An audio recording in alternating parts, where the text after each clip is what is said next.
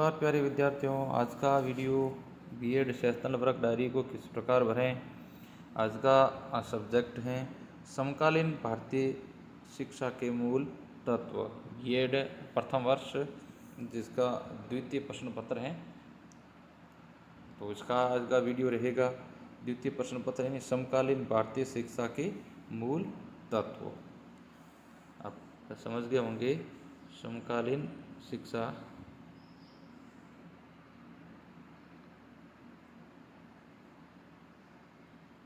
समकालीन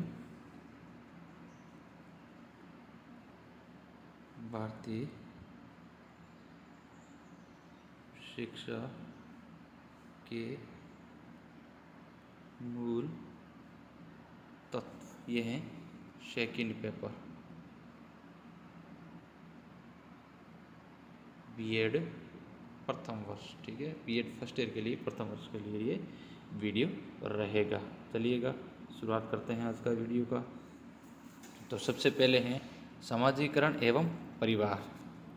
तो इसका हम देखेंगे परिवार का अर्थ। एक पुरुष और एक स्त्री अपने संयुक्त बच्चों सहित आते हैं, जो अपने बच्चों को अव्यवस्था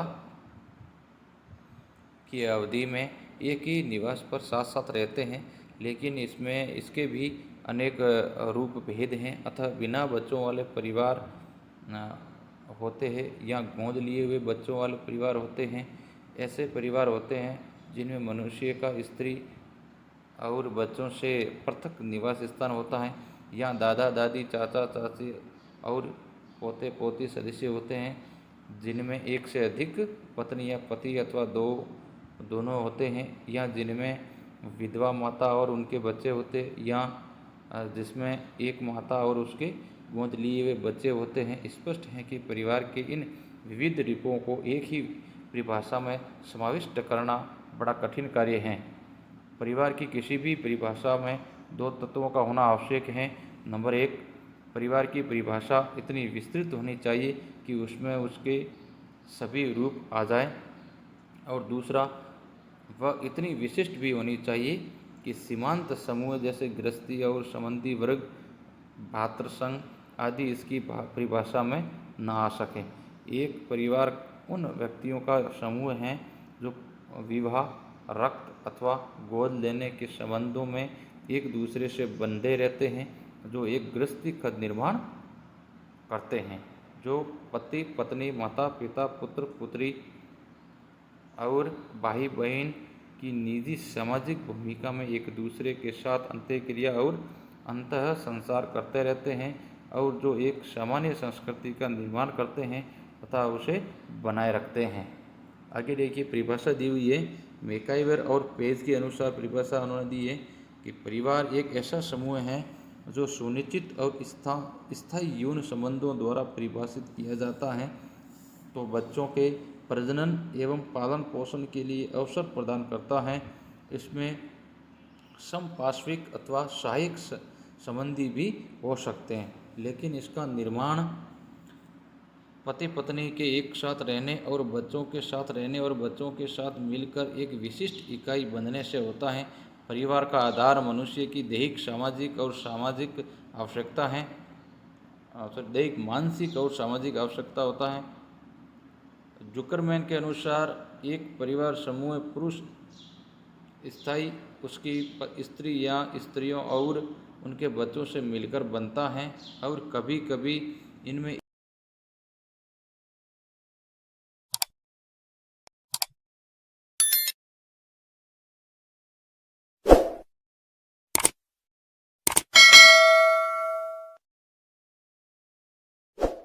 एक या अधिक अविवाहित पुरुष भी सम्मिलित होते हैं। विजेस और विंजेस के अनुसार परिवार की परिभाषा इस प्रकार है कि एक दृष्टिकोण से